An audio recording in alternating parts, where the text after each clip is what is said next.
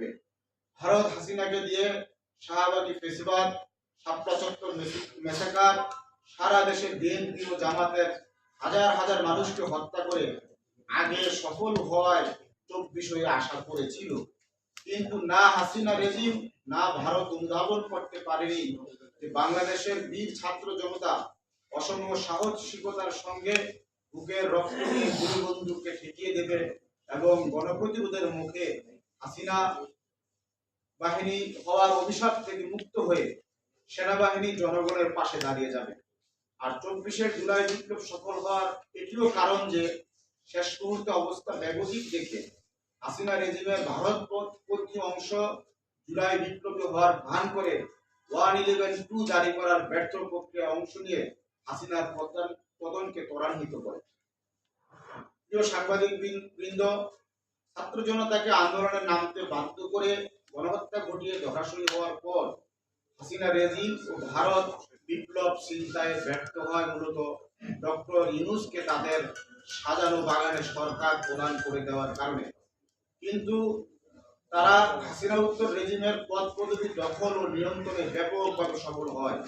এমনকি অন্তর্বর্তী সরকার গঠনের আগে পরে তার উপদেষ্টা পরিষদ, আদালত, জনপ্রশাসন, পুলিশ ও রাষ্ট্রীয় মিডিয়ার দখল দায়িত্ব তৈরি করে জুলাই বিপ্লবকে রীতিমতো প্রতিষ্ঠিত করতে সক্ষম হয়।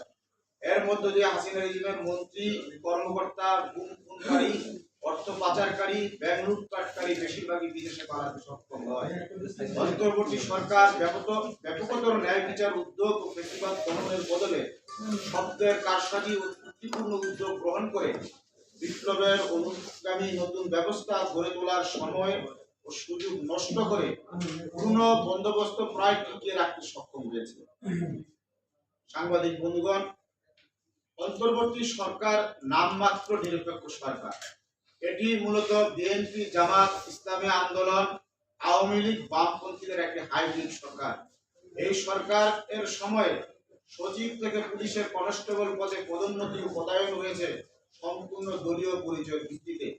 ক্ষেত্র বিশেষ জুলাই বিপ্লবীদের সুপারিশ ব্যবহার করা হয়েছে, কিন্তু প্রকৃত সত্য হলো দলীয় বিবেচনার মূলে ব্যাপক ঘুষ ও দুর্নীতির আশ্রয় নেওয়া হয়েছে। ফলে ডক্টর ইউনূস সরকার প্রধান হলেও অন্তর্বর্তী সরকারের নিয়ন্ত্রণ রয়েছে রাজনৈতিক দল, তাদের ঘনিষ্ঠ উপদেষ্টা ও ফেসিবাদী জমানার সামরিক বেসামরিক আমলাতন্ত্রের হাতে। এদের বলয়ের বাইরে গেলে কি পরিণতি ভোগ করতে হয় তা জুলাই বিপ্লবী সাবেক উপদেষ্টা মাহফুজ আলম জাতির কাছে স্পষ্ট করেছেন। গত মাসে সরকার থেকে পদত্যাগে বাধ্য করার আগে 4 মাস ধরে মাহফুজ আলমকে মন্ত্রী হিসেবে কাজ করতে দেয়নি দলীয় উপদেষ্টারা।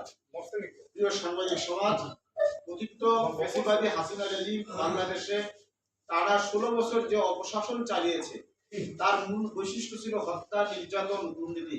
তাই জুলাই বিপ্লব